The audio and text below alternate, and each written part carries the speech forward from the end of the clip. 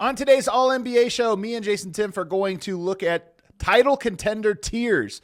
There's 4 tiers for me, 3 for JT. We're going to talk about where all of the best teams in the league stack up and debate them. This is the All NBA show.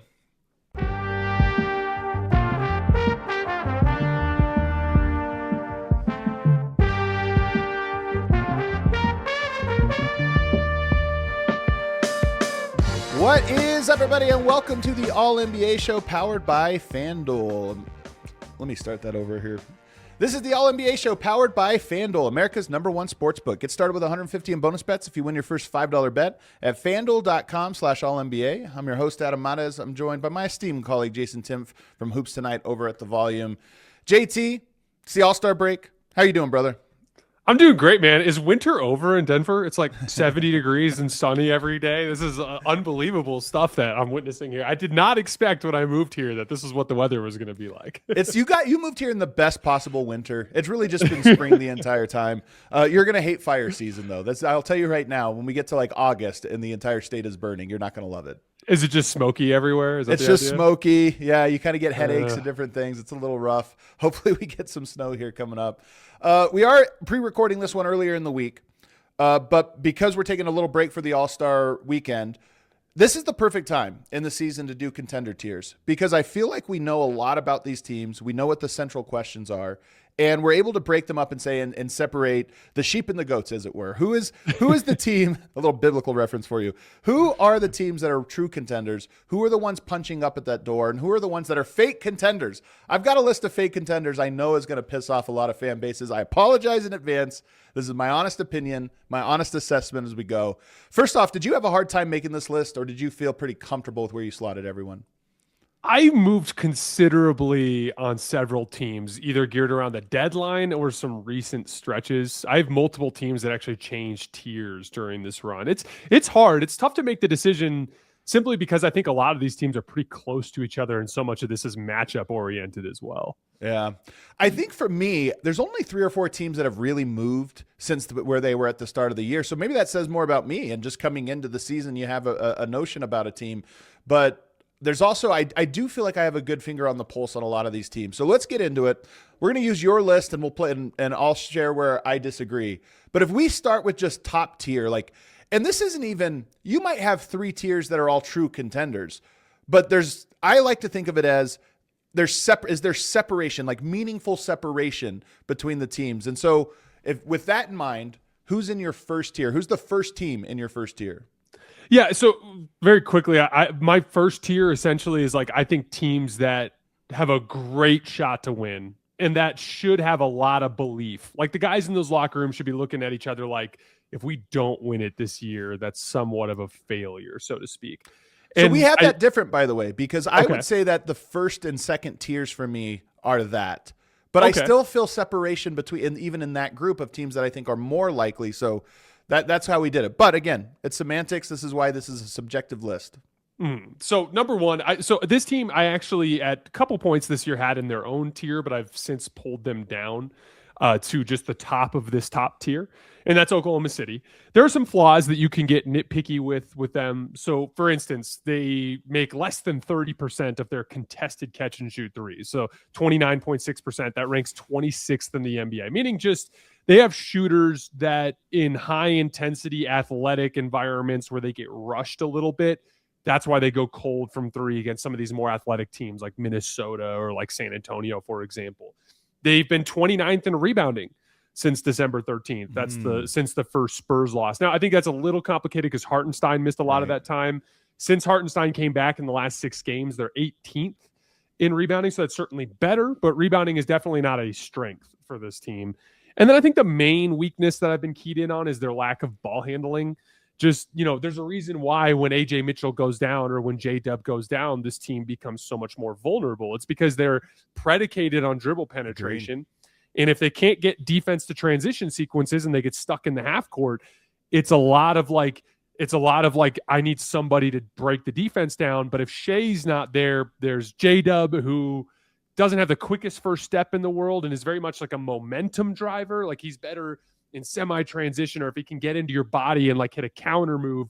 AJ Mitchell brings some of that first step quickness, but we've seen, like, when one of those guys is down, this offense can go through some pretty extensive lulls. Now, to be clear, we're being nitpicky. Every team we're going to talk about today has flaws, but those flaws were enough for me to drag them from their own tier to just the top of the top tier. But I do think that they're my favorite to win the title at this point. So they are, for me, the only team in tier 1. And I didn't label these as like, contenders, whatever. I didn't label it like that. But I do think that they're in a tier all their own. And what's interesting about them is I agree with everything you said, that they have flaws. In fact, I think they might have as many flaws as other top contending teams. The difference is they seem to overcome their flaws as well or better than everyone else. And that's why their floor is so high. I think they have the highest floor in the NBA, which is why I was looking it up today. They've had 22 different starting lineups this year, which is a ton. And yet they still have the best record in the NBA. They're able to consistently be a competitive team despite their weaknesses. And then your question is, can they overcome those weaknesses? So for me, the two flaws I have for them, one is, what will J-Dub be for them this year? Because of all the injuries and in and out, there's just enough time that this might not be an issue. He just plays straight through from here to the end of the year. I think it's a non-factor. If he misses any other time, rolls an ankle or the wrist or anything, flares up a little bit, you start to worry about exactly what you said. Do they have a secondary creator now? Because Shea is so good at what he does, but in a playoffs, teams are going to throw things at him that force them to either just kick a bunch of threes to their role players, and that leaves you vulnerable to just variance. Or if you have a J-Dub, AJ Mitchell, those guys can be secondary creators, and then that's how you attack an overloaded defense or a gimmick defense. Right now, J-Dub, he should be that. He obviously was that for them in the playoffs last year. But it's always weird when players miss a lot of time. Like Denver's going through this right now. There's a lot of teams going through it where it's like, yeah, we're counting on this thing that we haven't been able to ramp up quite yet. And for them, I think that's the real concern. And then my other concern here, and this one's going to feel a little hot takey, but I don't think it is. I think they are significantly better against everyone in the league except for a handful of teams. One of them is San Antonio. One of them is Minnesota. And I think when healthy, one of them is Denver. It's possible that they just have to go through an abnormally tough route to the playoffs for a team that is as far ahead as them. They might get multiple difficult matchups en route to the finals. And I know that's not really a flaw, but it's more just when you look at matchups, you say, okay, they're going to have to face teams that I think give them unique problems. Yeah, I think that the case you just made is why I have them in the same tier. I think that they have some unique vulnerabilities specifically to those three teams that you mentioned. I also think that, like, the rhythm piece that you're mentioning is key. Like, they need, in order to run this gauntlet, they need J-Dub to be healthy and in rhythm. I mean, we even looked last year. You want to know what the big difference was between when Denver was up 3-1 when Denver was almost up 3-1, but they were up 2-1. And when, obviously OKC goes on the run and ends up winning the title, J-Dub turned it up. Starting in game 7 of that Denver series, J-Dub became a much more reliable player, driving to the basket, hitting the three. A lot of things went J-Dub's way, and it kind of was the last push that OKC needed to get over the hump. Yep. I will say, like, there's a lot of fun, like, little details with this roster that have kind of blossomed under the injuries. Like, we've gotten to see AJ Mitchell get a lot more reps because of the J-Dub injury.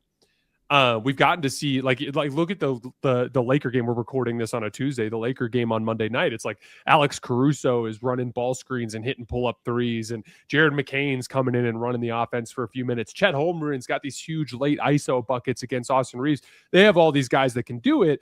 But against the very best defenses in the league, it does kind of come down to just their main key guys, and they need them to be great. And so I'm with you. Like, if J-Dub can stay healthy from this point forward to the end of the season, not a problem. I feel really good about OKC's chances. But if their rhythm is disrupted at all, I think they become somewhat vulnerable.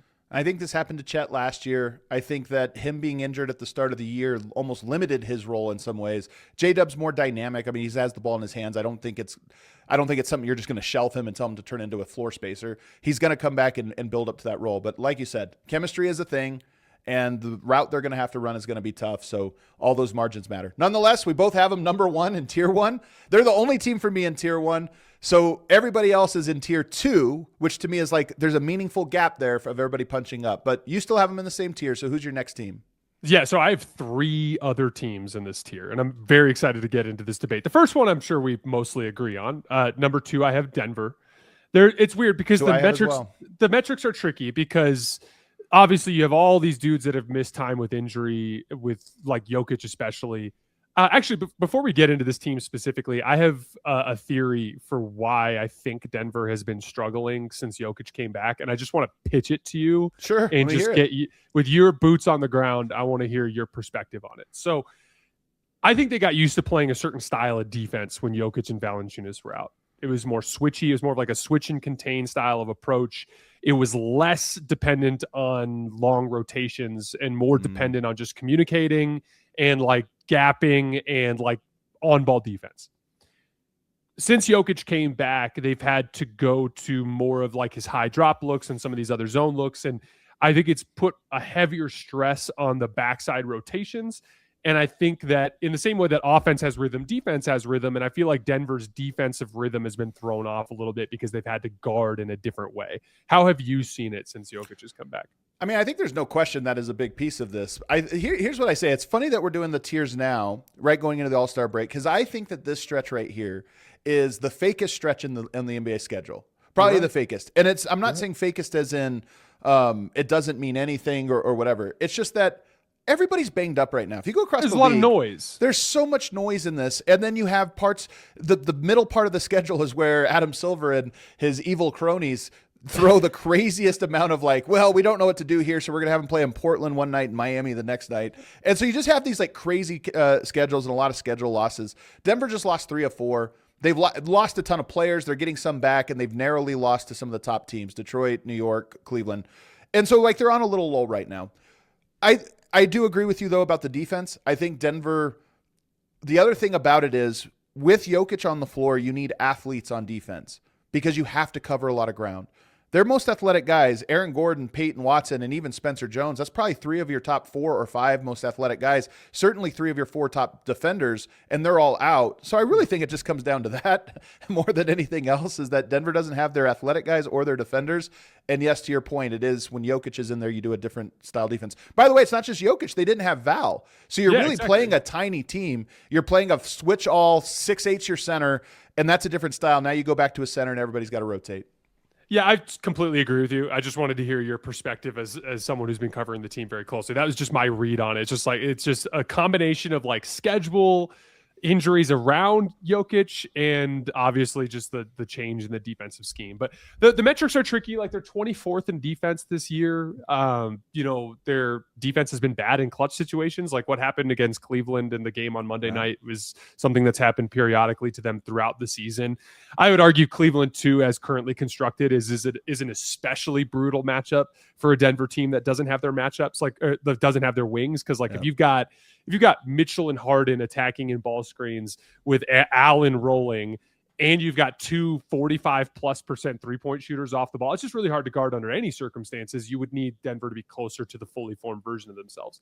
The main statistical marker, if you're a Nuggets fan, that you're looking at as a point of optimism is that in 510 possessions this year, when Jokic, Murray, and Gordon have been on the floor together, they have a 130 offensive rating, a 106.5 defensive rating. So they've been awesome when they've actually had their 3 best players available. And if I was just at a very simple way to describe my optimism surrounding Denver, I think their core players are better than ever. I think Jokic will get his rhythm back, and I think Jokic this year has been the best version of himself. I think that Jamal Murray has clearly been the best version of himself. And I thought Aaron Gordon, before he got hurt, was the best version of himself. Maybe not quite the same defensive player that he was in recent seasons, but there's a level of offensive polish that he's added, both as a catch-and-shoot guy, but also as like a mid-post, low-post scorer. That I just think their core players are better, and it's clearly the deepest roster that they've had in this era. So that simple dynamic, you have the best player in the world, the 2 supporting players are the best versions of themselves, and the depth is the best version that it's been. This is the best Denver Nuggets team of this era if they can piece it all together. Similar conversations to what we talked about with OKC, like with rhythm. You need to eventually get all these guys back and get a stretch of 15, 20 games where they all play together. And they might not get it, by the way. Unlike we were talking with J-Dub, it's less likely for Denver because Aaron Gordon's out another month. So we're talking at least one more month goes by before he comes back, and now you're up against 6-week window, basically. Yeah, exactly. And there are examples, like the most common one that people will point to is the 2022 Warriors, where Steph is coming back from a foot injury and he's coming off of the bench during the first round series, and then they go on to win the title. But that was also a much more wide open NBA at that point in time. You had a Also younger, flawed Celtics team. You had that younger, flawed Dallas Mavs team. That Suns team was a 1 seed, right? So like, just in general, I look at this season as being a little bit less margin for error for that specifically. But as I compare them to every other team in the league, and again, OKC's got their own injury and health issues and rhythm issues to look at. To me, they're number 2 in the same tier with OKC. So Denver had the best offense, not just of the season, but of all time through like the first 25 games. Jokic goes down and they lose obviously a little bit of that. I think they still might finish with the best offense of all time.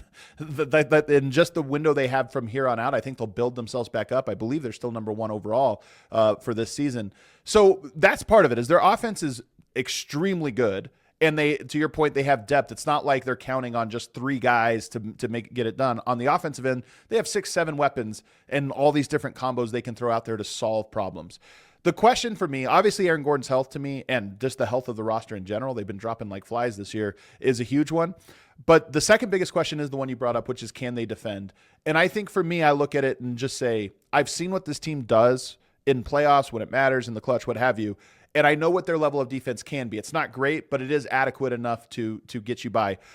But if you're not me, if you're not watching the team and you're just looking at the numbers, or even if you're just tuning into the team but don't think about the history mattering, they haven't done anything to prove that they're a good defense this year. They really haven't had great defensive stretches at any point. So I understand the skeptics of people of it. I'm surprised you had them number 2, to be honest. I could tell the comments are going to be very upset about us having Denver number 2. But my whole thing is, I know what their best punch is, even though we haven't seen it very much. And their best punch to me is as good as anyone's in the league. Unfortunately, their floor is probably lower than some of the other teams in this tier, mostly due to health. All right, let's move on. So we have OKC and Denver 1-2. Who's your next one? Yeah, Denver 2 is actually a relatively easy decision for me. I've been very confident in the fully formed version of that team. Number 3 is probably going to be where you and I start to disagree, I would imagine. Yeah. I have the Cleveland Cavaliers up here. Oh, Adam. Let's go. I'm buying all the Cavs stock. I've seen enough. So there's two main reasons why I'm buying in on this group. So just on a very basic level, among all of the Eastern Conference contenders, and Cleveland's getting a big Eastern Conference bump for me here just because it's an easier path. So I felt like one of the top tier contenders had to be from the East, simply because of the fact that it's just easier to get out of that mess. Like Oklahoma City just has a way tougher path in front of them to get out than Cleveland does as a comparison. I think among all the teams in the East, and there's 4 teams at the top that are kind of clustered with each other, right? You're looking at some combination of Detroit, New York, Boston, and Cleveland. Give or take, maybe some people would attach Toronto to that group. I personally have them a little bit below. But with that group, all of those teams have flaws. Cleveland has the best combination of shot creation, screen and roll threats in terms of like Mobley and Allen, off-ball shooting. Again, like we talked about, they can anchor these lineups with not just shooters, but like dudes that like do not miss. Like there was a play, you remember when Jared Allen in the Monday night game, not Jared Allen, James Harden drives down the middle, pitches it up top to Jalen Tyson, wide open at the top of the key, and he hits a 3. On that play, right when James Harden throws the pass, Donovan Mitchell's in the corner, like pumping his fist, like the shot's already in. And I'm like, yeah, but it's because Jalen Tyson's shooting over 50% on unguarded catch and shoots this year. So like, and so is Sam Merrill. So it's like they have the ability to piece together these lineups with a combination of shooting, shot creation, and roll man threats that I think are going to create a super resilient offense throughout. And then they also, because of the additions of Keon Ellis and Dennis Schroeder, and I think these are underrated additions, because in an Eastern Conference where you have to guard Tyrese Maxey and VJ Edgecombe, Jalen Brunson and Deuce McBride if he can get healthy, Emmanuel Quickley and Jamal Shed, Peyton Pritchard and Derek White. There's just so many really good guards at the top of the conference. And so having a deep depth, at least 48 minutes worth of high-level perimeter defense that you can throw on those guys, I think is a real asset to have. I just think they're the most complete team in the Eastern Conference, specifically with the Harden playoff concerns. Every secondary star has up and down. Like Jamal Murray's been up and down with Jokic over the years. Yeah, J-Dub was up and down with Shea last year. Like that's kind of how it goes. Jaylen Brown was up and down. Tatum was up and down. The difference is when he was playing with Embiid wasn't up to the task as a top-tier star. when he was playing with Kawhi would either break down physically, or Kawhi for 5 of the 7 or 6 of the 7 games against Denver just wasn't that great. You know, he was awesome in game 2, but he wasn't that great. And then obviously when he was the number 1, he wasn't up to that challenge. But I think Donovan Mitchell, he's been one of the most reliable, like 30 point per game, 60% true shooting playoff guys in the league over the last few years. Like, I just think Harden's under a relatively low pressure dynamic in this situation. I'm buying all the Cavs stock right now, Adam. I love it because I was high on the Cavs too, but I have them way lower, not way lower. I have them a little bit lower than you had them. But I thought I was being optimistic in that I'm like, I think they're kind of in a great spot, that they're kind of flying under the radar. I like the moves that they made and all these things. Here's the thing though. I don't know that I agree with you though about the Harden-Mitchell dynamic. And I love this is the honeymoon phase. You're going to get a bunch of this, and it might be the honeymoon phase all the way to the playoffs. In that, okay, so you have Donovan Mitchell clearly number 1, James Harden number 2. I do think that's the way it works. But if we saw last night, it was Harden who won them the game in the clutch. He had the big shot at the very end. He had a bunch of passes in the 4th, and it kind of was his turn to take over, and it was nice. It's like, hey, here's our new toy. He carried us home against a good Denver team on the road. How many pressure cooker games are they going to have between now and the end of the year for them to really figure out what that dynamic is? Because I don't think there is a massive separation between Donovan Mitchell and James Harden. James Harden at his best is still incredibly effective. He's having a great season. It's kind of sneaky how good. I know people are going to be pulling out their hair hearing me say that, but it's more about James Harden being great than about Donovan Mitchell not being it. And as much as I agree about that implied hierarchy, you don't know how that dynamic works until you get into the clutch. And James Harden happened to have made his step back 3 to tie the game with 30 seconds to go last night. But there are going to be other times when he doesn't do that, or he doesn't know if he's supposed to do that. And that's my thing is, are they going to have enough of a runway and enough pressure cooker games and a soft part of the schedule where they're going to be playing a lot of Eastern Conference tanking teams down the home stretch? Are you going to have enough pressure cooker games for you to really say, this is exactly who we are in the clutch? And on top of that, some teams, like for Denver, I just said they're going to get to that point. But Denver has done this so many times in playoffs with the same core that I'm like, yeah, they already know that. Mitchell and Harden, both individually and collectively, in my opinion, have not. As great as Mitchell is and has played great, I think Mitchell can white knuckle it in clutch situations in the playoffs where it almost becomes a detriment. Like, no, I trust myself right now and nobody else. And that dynamic's only going to work if the two of them have perfect synergy. We'll see if it happens, but I do agree that I think their talent, their ceiling is really high. And it's weird that nobody's talking about it because their ceiling is actually, you look around the roster and you go, yeah, they have a lot of pieces, man. They have a lot of pieces that can beat you, that are scary in a playoff series because they can beat you. All right. I actually agree with everything you said. For the record, like word for word, I agree with everything you said. It's more just among all those Eastern Conference teams that specific flaw is lower on the list than some of these other ones. And I think, same as you, I'm going to have a lot of Eastern Conference teams here in a row. And a lot of it is because it is open, whereas the West is less open. Like there's a lot of teams that can win a series in my mind in the West, but not 3 series. And in the East, you look at it and say, all these contenders can win 1 because they might have a cupcake in round 1. And then you're talking about if they get the right path, they might only have one challenging series. So did you say Cleveland 5? I had them 5th. 5? I had them, hold on. Yep. 1, 2, 3, 4. I actually had them 6th. I had them 6th. So but they're all kind of jumbled together. That's an important disclaimer here. All these teams are pretty close, so it's not like everybody below who I have is a bum or something like that. I like that you're bold though. I like it. Just say it with your chest. Number 3, 3 at best odds. I love it. Fast breaks, buzzer beaters, and block parties are back, and Underdog is the best place to get in on all of the action. Playing on Underdog is easy. Just pick whether your favorite players will go higher or lower on stats like points, rebounds, steals, and more. Get your picks right, and you could win up to 5,000 times your cash. I always give you my slate here, and it's never been more ridiculous because now it's for the All-Star game and the celebrity event. And here's what I'm going with. Dead serious, this is what I went with. Shams Charania, 3.5 points, higher. They're just going to set him up, right? They're going to make him score some points to not look bad. So 3.5 points higher.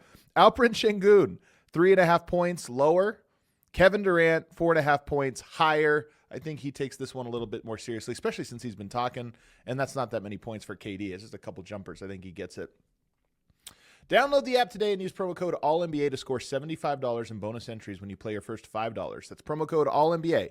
Underdog, make picks, win money. Must be 18 plus, 19 plus in Alabama, Nebraska, 19 plus in Colorado for some games, 21 plus in Arizona, Massachusetts, or Virginia, and present in a state where Underdog Fantasy operates. Terms apply. Concerned with your play? Call 1-800-GAMBLER or visit ncpgambling.org. Arizona, 1-800-NEXT-STEP, 1-800-639-8783, or text NEXT STEP to 53342. New York, call the 24/7 Hope line at 1-877-8-HOPE-NY or text HOPE-NY. I also want to tell you guys about Shopify. What kind of dreams did you have when you were a kid? What did you want to be when you grew up? How about now? Are you thinking about starting your own business or maybe a side hustle? Shopify is the e-commerce platform behind millions of businesses around the world and 10% of all e-commerce in the U.S. Shopify even powers the ALLCITY merch store. That's right. We have our own merch store. You can pick up merch there, and we use Shopify. Shopify has got you covered with website creation, product descriptions, email, and social media marketing, and so much more. They also have AI tools designed to help you maximize sales. If you're ready to sell, you're ready for Shopify. Turn your big business idea into with Shopify on your side. Sign up for your $1 per month trial and start selling today at shopify.com/allcity. That's shopify.com/allcity. Okay, who's your fourth team? Number 4, last team in the top tier, Minnesota. And whoa, you went so much more bold than me. I am so high on Minnesota, Adam. I probably am the highest relative to. I'm probably the highest on Minnesota relative to consensus compared to the rest of the people who cover the league. But first of all, they're one of the most inconsistent effort and energy teams in the league. It's crazy. It's crazy. But when they flip the switch, it's so damn good that even though they have these long stretches of just garbage basketball, sometimes entire games, sometimes 2-3 quarters at a time, yet despite all of that, they have super strong metrics. They're top 10 in offense, top 10 in defense, top 10 in rebounding. And it's because they have one of the best fastballs in the league. They have one of the best combinations of lots of big shot creators, tons of athleticism down the roster on various position groups. Like they can put these fire hydrant guards like Jalen Clark or Dante DiVincenzo, these big wing defenders like Jaden McDaniels, rim protection like Rudy Gobert. But then they also have tons of shooting. It's like they're super athletic. They can all shoot. They have tons of these big physical shot creators. I think they match up well with Denver and OKC. I just think they have one of the best fastballs in the league. I'm just super, super high on Minnesota. So this is like the bus meme. We both see it, we're on the same tour, but we're looking out at different sides of the bus here because I am also so high on their upside. I think that their upside is absolutely probably where you have them. But I just look and think that you said it's inconsistency, and I wonder if it's immaturity a little bit and a lack of connectedness. Because when they are connected, when they are playing, there's a rhythm they get to where you're like, man, all these pieces are just working in harmony and it's going. But they're not in that rhythm as much as most of the other great teams. They don't find it. It almost feels hard for them to find that rhythm relative to other teams. And I think it's because, in part, one, Anthony Edwards has his well-publicized flaws. We've talked about him on this show a lot, and I love Anthony Edwards. I'm a huge fan of his. It hurts me that he is not better at setting the table as the lead star the way he needs to be. And he settles sometimes for shots that I don't love when you have to get downhill and just attack. But the bigger thing to me is more who's behind it as on-ball creators. Randall obviously is, but Randall's not like a creator in a way. Once out of every 10 games or 12 games or so, he has a game where it's like he's the central hub and everybody's involved and he's doing this. But most of the time, it feels like when he gets the ball, it's almost like Karl Anthony Towns. It's my turn. I get to go. I get to attack.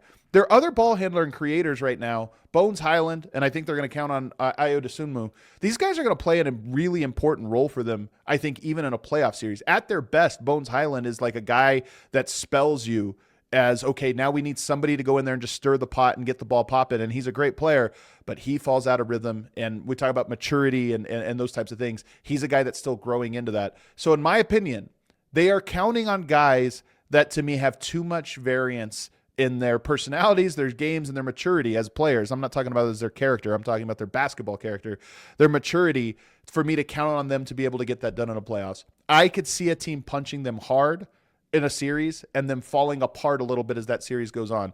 That being said, defensively, they do all the things that you need. They're physical. They can guard inside, outside. They can do all that stuff. They can make your life hell. But can they solve enough problems in the playoffs? I'm a little skeptical. Where do you have them? I have them behind the Cavs, so that would put them 6th. But again, they're the last. You mean because you said Cavs were 6th, or maybe right? 7th. 1, 2, 3, 4, 5, 6, 7. Yep, I have them 7th, and that's because. And by the way, that's my cutoff for the last team that I could see winning it. I would be surprised if Minnesota won. I'd be surprised, but it's not like, to me, I wouldn't be completely blown away. I'd merely be like, oh, they did it, and that's kind of my cutoff. That's really interesting. Yeah. So my cutoff, that like line of demarcation between like I really think they could versus can't, is actually 9. But we'll talk about that. We'll talk about that when we get there. I will say what you're saying about Minnesota is completely legitimate. What I can't get out of my head is like the Julius Randle up and down performance against the Thunder, where it's like, well, we're back home now in game 3, but then in game 4 he goes back to like missing his first couple shots and then just standing in the quarter and like kind of sulking the rest of the game. But again, yeah, I am very high on Minnesota. My number 5, and again, this is where I drop from this tier. So again, my top tier teams that should all feel really strongly about their chances to win. Once I get to the second tier, these are teams that I think their fastball comes with a certain amount of flaw that would cause doubt to creep into their heads a little bit relative to the teams that I had above them. Number 5, best team in this tier for me, San Antonio. So they were my third team overall, by the way. They're my third team. Oh, interesting. So let's talk about it. Yep. So they grabbed 40% of their own misses in crunch time, and it's been weird because for a team that I have offensive concerns about, like you asked me to have my biggest concern for each team, the biggest one for San Antonio is their half-court offense when things really slow down at the end of games. I just worry about like teams going under against all their guards, even potentially stashing a center on someone like Steph Castle, and just daring him to shoot and playing way off of him, putting a big forward up on Victor Wembanyama and just shoving him off of his spots with physicality and just turning him into a really tough turnaround jump shooter. But one of the ways that San Antonio has countered this effect this year is they've been actually an elite crunch time offense, is they just grab 40% of their own misses. They can leverage their athleticism on the offensive glass in a way that's super impressive. They're really strong on the margins. Like they're top 5 in opponent points off of turnovers, top 5 in opponent second chance points, top 5 in opponent's fast break points. They're very good at protecting the paint. Yeah, they're a smash mouth football team, smash mouth basketball team that deserves a lot more credit than they get for being a young team, but a young team that's very physically imposing. But those offensive limitations for me, I am worried about that becoming an issue against a team that can control the margins against them, that can force them to execute in the half court. And the last thing I'll say about this is like, just generally speaking, we've never seen a team ever that has like basically no playoff experience just roll up and beat everybody. Yep. So like they would be essentially a first time ever type of situation if they were to hold the trophy after this playoff run. That was my number one concern. It's just how much does experience matter? Because there is something about the playoffs that teaches you where your weaknesses are that maybe felt small in the regular season and they feel enormous in a postseason, because it's the only thing that matters in a series and a team keeps picking at it. And do we know how to adjust? I think it's I've covered the NBA now for 11 years, and it's funny over time how you see the same trends, and then you see the fan bases that will always freak out when it's their first time on the big stage, and they're like, none of this stuff matters. None of this stuff matters. Then you watch them go through it, and you're like, yes, it actually matters a lot. And so this experience thing, I think, is a real thing. But And the margins, too, are a regular season thing because everybody focuses on the margins in the playoffs. So that 40% might become 33%. And it's like, okay, is that enough to shift things in the direction that you're talking about? Where I give them a huge bump is they're so consistently good at enough things on the defensive end that I think they're going to be consistently good at those things in the playoffs. And those things are perimeter ball containment, which is kind of the beginning of all defense in the NBA. They have a lot of guys that can just sit down and guard you one-on-one, switch pick and rolls or rotate, whatever. They have a lot of guys that can do that. And in a playoffs, they're going to have a lot of very good players have bad series against them, because they're capable of doing that. And then obviously the rim protection, Victor Wembanyama is a puzzle to be solved.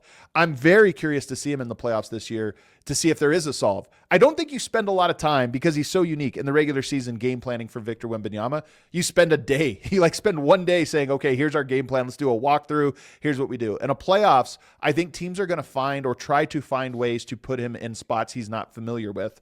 And he's a good enough defender. I think he can overcome it. But it is a huge question. Nonetheless, they are one of the most consistently good defensive teams. And that matters to me. There's like Minnesota, great defense at their best. But they have nights they're horrible on defense, and you just sit there and scratch your head. I think San Antonio is consistently good because they have so many guys that do an important defensive job, and they're going to do that in the playoffs. So they're going to have series. And the other thing is, I don't think some of these teams can get blown out. Like we've seen Denver in the playoffs recently. When they lose, it's by 30 points. They get the doors completely blown off. I think San Antonio will be in a lot of games. And even if you're outmatched, if you're just in the game, couple balls bounce your way, and all of a sudden you steal one. Yep. Yeah, especially when you got a guy like Victor that can just shoot over the top at any given time, and you basically just have to cross your fingers and hope he misses. Yeah, I think the example you're talking about with the scheming is fascinating because in the in-season tournament game, the first time, or I think it was the second time, was the in-season tournament game the first time they played? I think it was. The first time the Thunder played the Spurs with Wemby, they like straight up could not score at the rim. Remember, like that there was like a transition bucket, and then there was like a goaltending call on one of them. But like for the most part, they could not score at the rim. Each progressive matchup for them against the Spurs, they found more and more ways to score at the rim when Wemby was on the floor. To the game planning point that you're talking about, like you can kind of start to figure those things out. But again, neither of us are counting San Antonio out. It's just I view them. High. Yeah, exactly. But we both have them off the top tier because of that youth thing that you're discussing. So on my list, real quick, Thunder, Denver, Spurs, 3 West teams. I have them all at the top. And you had a couple East Coast teams sprinkled in, or just one East Coast team sprinkled in.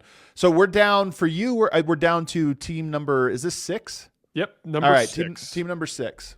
Number 6, I have the Detroit Pistons. Ooh. Smash mouth basketball at its finest. Talk about dominating margins. These are crazy, Adam. They are winning points off of turnovers every game by 5.6 points. They're winning second chance points by 2 points every game. They're sneaky, not a great defensive rebounding team. They're plus 5 points per game in fast break points.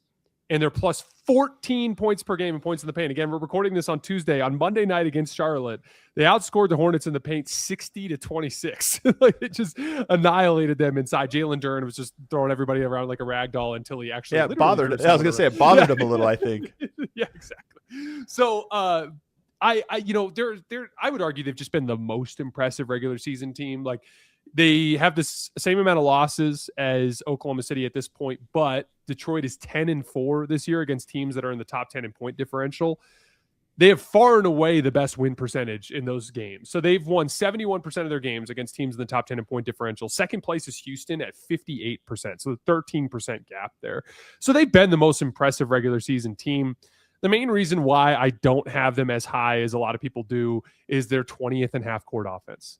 So as soon as they run into a team that can actually keep things competitive on the margins, they're going to be in some trouble.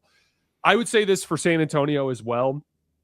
I am a huge believer in Detroit and San Antonio in the big picture. These are teams that will be perennial top tier contenders for me within the next few years. I just don't think this is the year. For my biggest concern, just very simply their half court offense. I think if a team can keep them in the half court, it's going to become an issue. So again, they're in my second tier. They certainly can win. I wouldn't be surprised if they won the East, but I would be surprised if they won the title.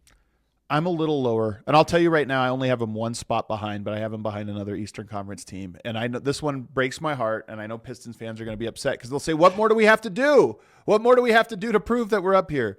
I Win still a playoff think, series? well, that's part of it. But I think a lot of this just comes down to what do I project is going to be your vulnerability and can it be overcome? And it's the obvious one. I just think you're going to have to be able to shoot the ball in the playoffs. Their teams are going to really overload and really scheme and really force you into specific things. And I don't know that they have the tools to overcome it. I buy their defense. I buy Cade as a guy. Like I buy Cade stock in a playoff series, but you still have to have the ability to space the floor properly so that a team doesn't take you out of it. I think they're going to be able to be taken out of that. Their games like San Antonio, I think will be a grind. They'll be in a lot of games, but I do think that their lack of shooting is going to come back to haunt them. And they were a team that I thought needed to make a bigger splash than the one they made. So unfortunately, I just have a couple teams ahead of them, including in the Eastern Conference, which is tough. And I know it's going to piss Pistons fans off so much. I'm just surprised. Yeah, I'm with you. I wish they would have done something a little more aggressive. Like, why weren't they trying to get involved with Ayo Dosunmu? Just everybody is always afraid of cashing in too many things when your team is too young, and I think it's the wrong way to look at the NBA right now. There's too many. It's too hard to maintain a roster right now. So I think that you have to look at these windows like Cade Cunningham. You hope if you're Detroit, you have him for 18 years. that might be 4 eras. And you have to look at it that way. It's not, all right, we have 2 eras. We're going to have a front half and a back half. Nobody gets to keep a team together for 8 or 9 years anymore. It just can't happen. So you have to look at it and say, okay, this is early Cade. Let's go all in right now. And yes, it might cost us a year or two somewhere when he's 26 years old, 27, but that's just the game. You have to try to just take bites when you have them. Right now they have one, and I think they could have been a lot more aggressive. Yeah, like especially when you already have a pretty damn complete team. Like you're already so good defensively and so good on the glass, and defensively at every level too. You protect the paint well, and you defend the perimeter extremely well. Like a high level skilled offensive player would have a higher impact for this team than they would on another team because it's such a specific need for them. I'm generally with you. I wish they would have been more aggressive. Yeah. All right. So they were in the bottom of my tier number 2. I have one more team in this tier. You have a little bit of a different system going on, but who do you have next?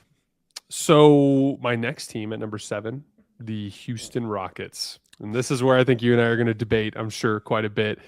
I had them in my top tier for the majority of the season because I just thought that they had so much room to improve between now and the postseason, and their upside was just so incredibly high on both ends of the floor. And they do have strong metrics, like they're top 6 in offense, top 6 in defense, number 1 in rebounding.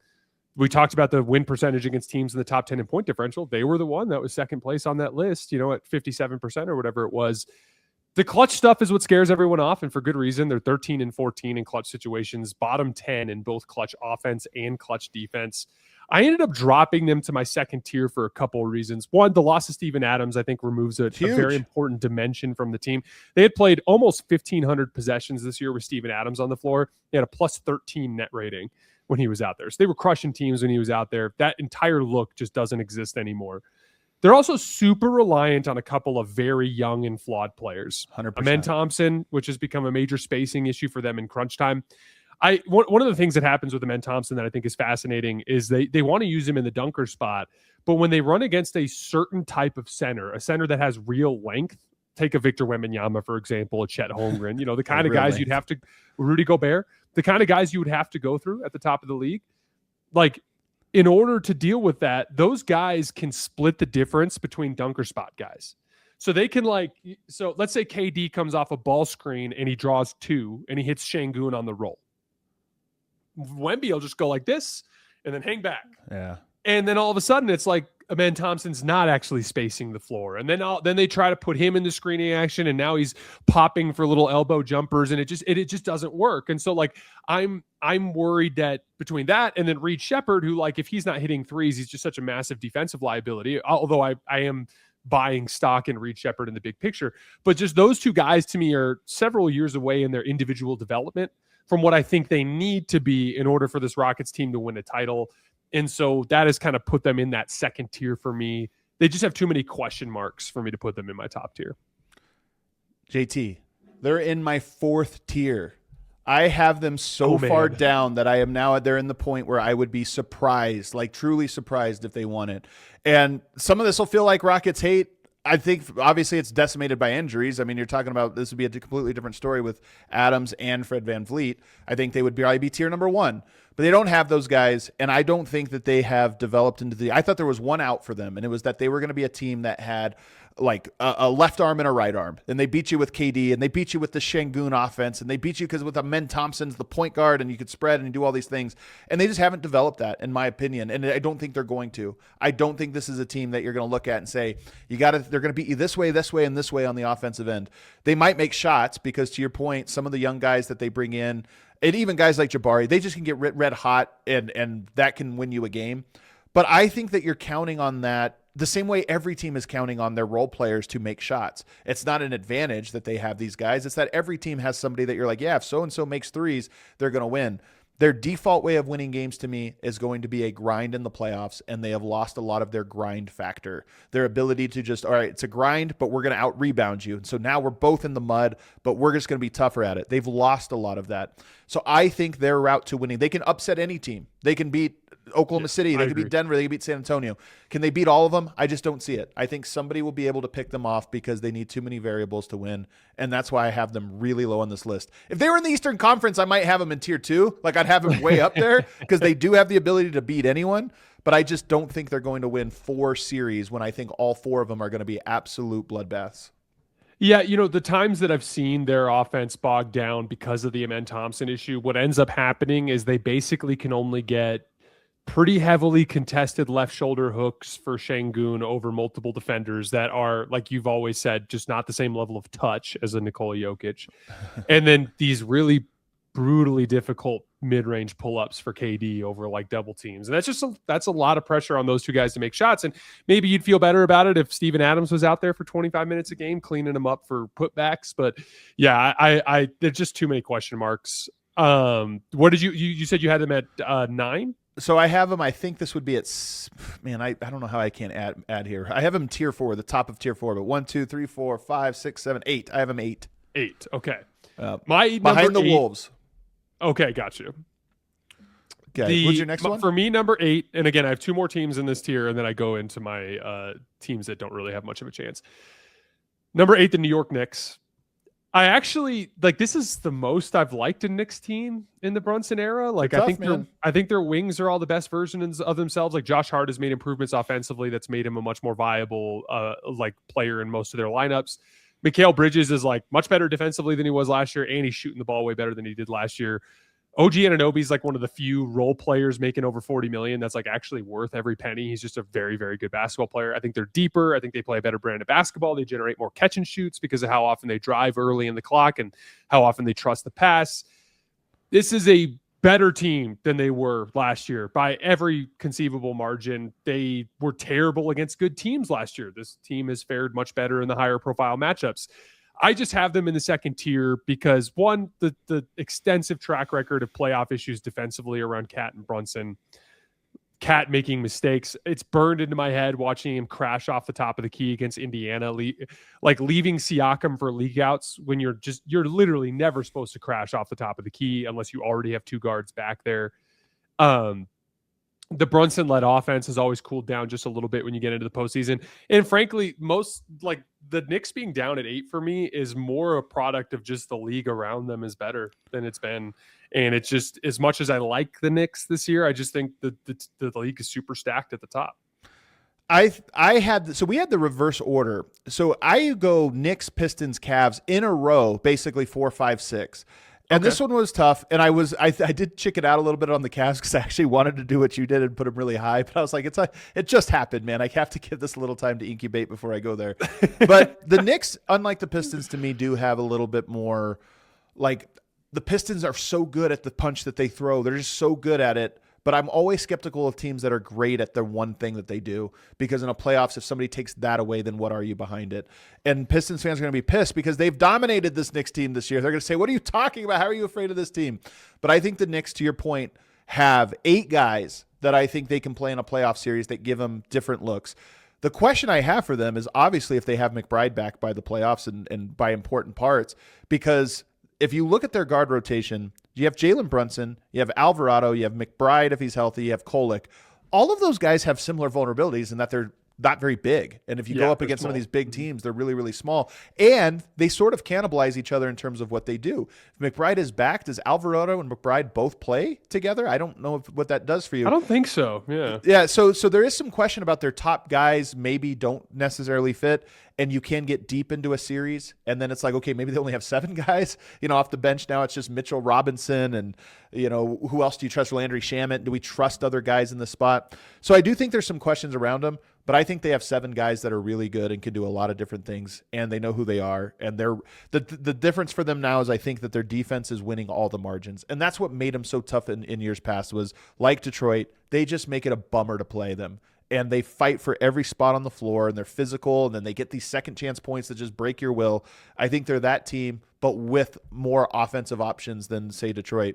I apologize, Detroit fans. I know you're going to hate me for saying this, especially since you kicked their ass all year. And you're just going to look at this and say, what more do we have to do? But, again, unfortunately, Adam Silver's regular season is a fugazi.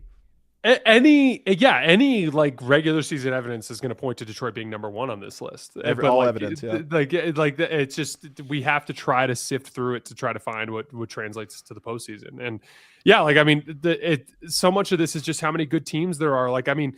there are going to be a lot of like dead serious championship contenders. There's going to be like 3 or 4 dead serious championship contenders that get eliminated in round 1 this year. It's going to be crazy with the way that this all comes together.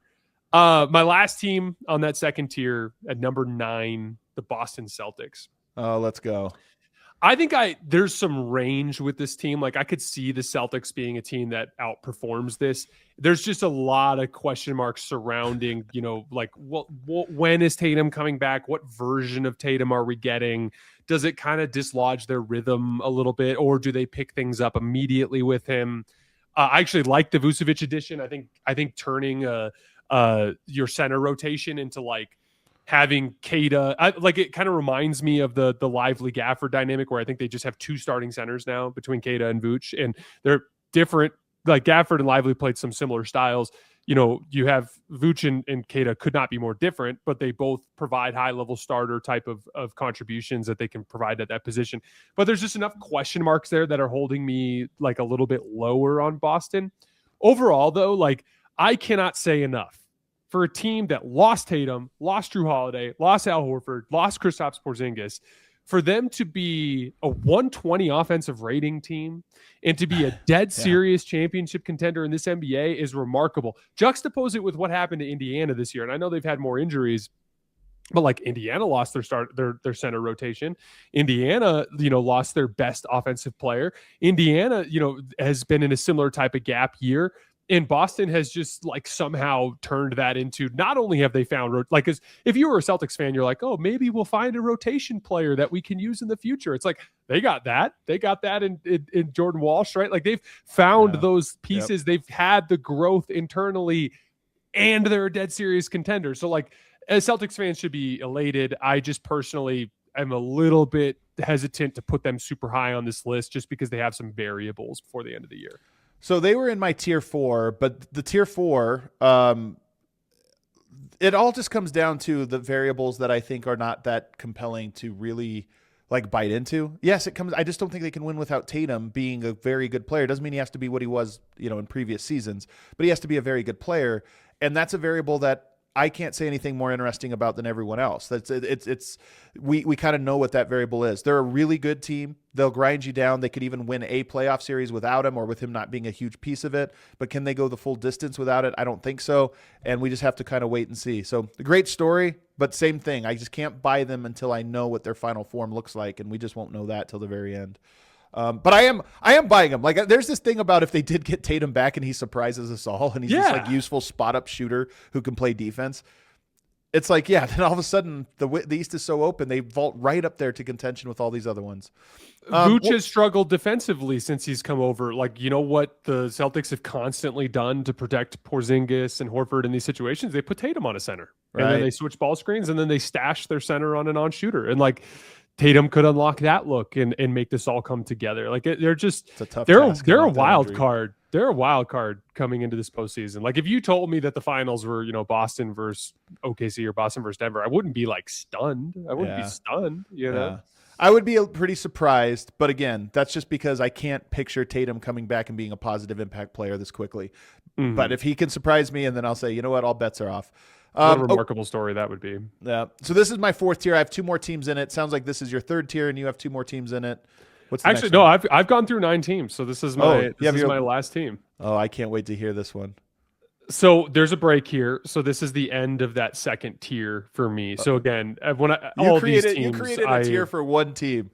No, so in theory, I would include like Toronto in this tier. I think you could include. They can't win it. I think you could include Phoenix in this tier. Like, there's a bunch of teams. I think there's none of these teams can win it. That's the thing is these teams can't. The teams in my tier 4, I'm like, they could win it, man. It would be a miracle. I would bet against it with my life, but if they won it, it's at least possible. Phoenix, Toronto, to me are not. I don't think they can win it. So the reason why this team brings you to around 10. And they do have this like theoretical upside with their shot creators. It's the Los Angeles Lakers. Now, let's go. This is a crazy stat for you, Adam. These are teams who have fared better this season by win percentage against teams that are in the top 10 in point differential than the Lakers.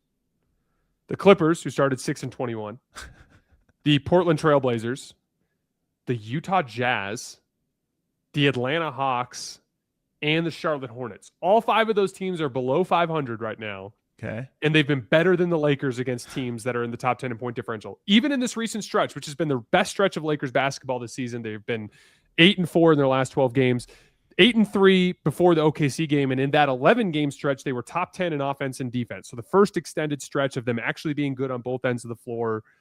Lots of things coming together. In that 8-4 stretch, they're 0-3 against teams that are in the top 10 in point differential. They got crunched by the Cavs, beat up by the Knicks, and lost to the Thunder without Shea. And so how are they here? The very simple reason why they're in at number 10, and again, loosely attached to these other two groups, is LeBron, Austin, and Luka just haven't been healthy together. The only time that they actually played together was during LeBron's ramp up, when he literally didn't even play in training camp, and he was like a shell of himself. So like, the theoretical upside is, what if LeBron, Luka, and Austin all just have unbelievable playoff runs offensively? Then in theory, they could upset anybody. But like, I personally would be absolutely floored, stunned, shocked, any word you want to use, if they ended up hoisting the trophy at the end of all of this. Here's what I love about you, Jason. True stan. You created your own tier just to get the Lakers in a tier. You're like, they're not down here with everybody else. There's a tier with one team in it. The Lakers, to me, who do you have in the top 10 in spite of them? Just we can get into it. So my list goes like this. I had OKC in their own tier. I had Denver, San Antonio, New York, and Detroit in the next tier. Then the third tier was the Cavs and Wolves, and they're both, the Cavs and Wolves in that third tier to me are both like, they should be better than what they've been. And I believe they can be better, but I can't give it to them because they also can be worse. And that's why I have them there. And then my fourth tier, which is teams that would surprise me because they're just not as good, or in Boston's case, they're a little bit of an outlier, was Houston and Boston. And then I had one team to me that I put in here that's not the Lakers. Let's hear it. And it's kind of my version of the Lakers, how you're like squinting to you're see gonna what say, you're they going to can say be. Philly, aren't you? And I'm going to throw the 76ers in here. I'm going to throw them in here because, again, I can't give up on this team because of the talent. Just makes too much sense, even if they seem cursed by the basketball gods. The Lakers just beat them on like a 4-game winning streak without Austin. Oh, come off it. Well, first of all, the Lakers are in the Western Conference, so they're going to go on the road for round one and have to play a juggernaut. And if they win that one, they're going to play an even better team. So they're going to have a tougher path. This is fair. What you're saying is fair. Whereas Philadelphia ends up, I mean, they're likely to have a tough route just because they're punching up. I mean, it's still possible they can get a home court advantage, but nonetheless, they're going to probably play one of Boston, New York, or Cleveland in the first round, and that's a tough first round matchup for them. So it is tough. But I just look at it and say Embiid is looking more and more dominant. They still have Maxey. Edgecombe's been great. You are going to get Paul George back at the end, which who knows, maybe it actually just saves his body for a healthy playoff run, and he slots into this role that he seems comfortable with, which is this low usage role.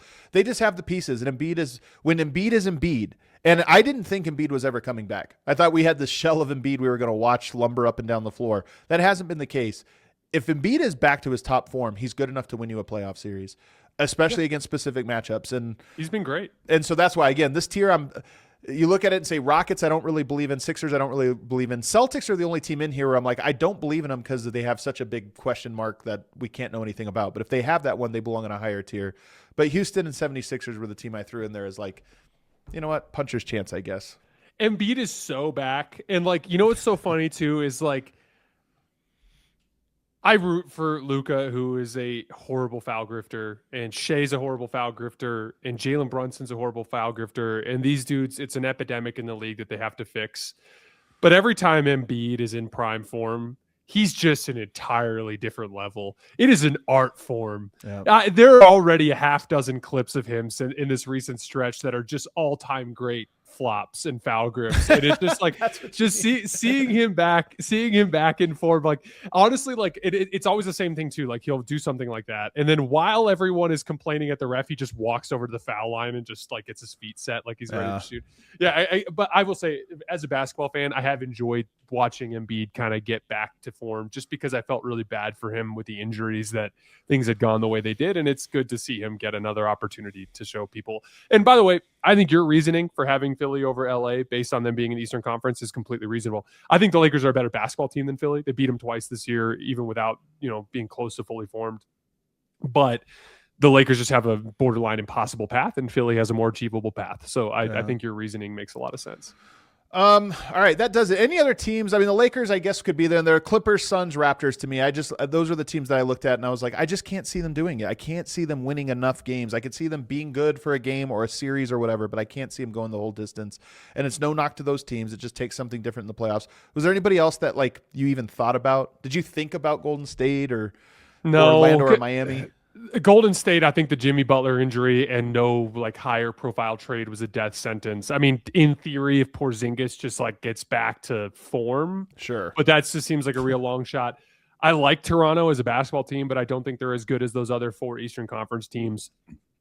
Phoenix is a textbook example of a team that kind of capitalizes on the margins and a strong defensive foundation, but when they get into the postseason, I think the equalizer will kind of expose their lack of offensive skill. I think those two teams are level. Like with the Lakers, say what you want about the Lakers. Like they're going to be hard to beat if LeBron, Austin, and Luka are awesome. Oh, like if all 3 of those dudes are awesome in the same series, they're going to be hard to beat. They will get beat, but they'll be hard to beat. They can't guard. There's an upside there. There's an upside there offensively. Can't guard, and you're counting on DeAndre Ayton, who's maybe the worst person on earth to count on for anything.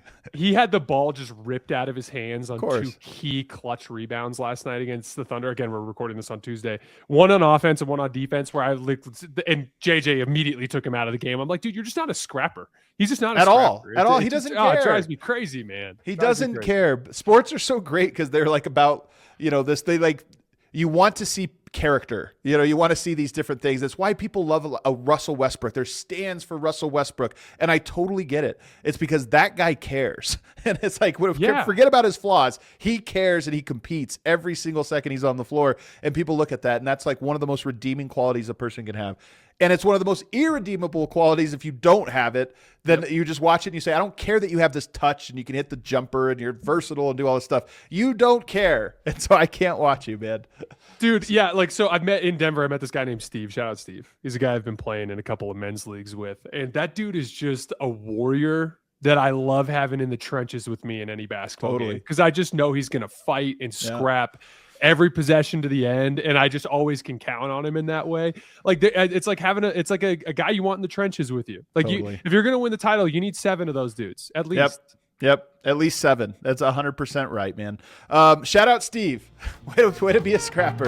Shout out Steve. Dude, yeah, shout out Steve. All right, let us know in the comments. I'm sure this one's bound to get lots of controversy. That's why sports are great. Everybody has a different tier, and then 4 months from now, you can circle back in the comments and say, I told you so. You had the Pistons too low.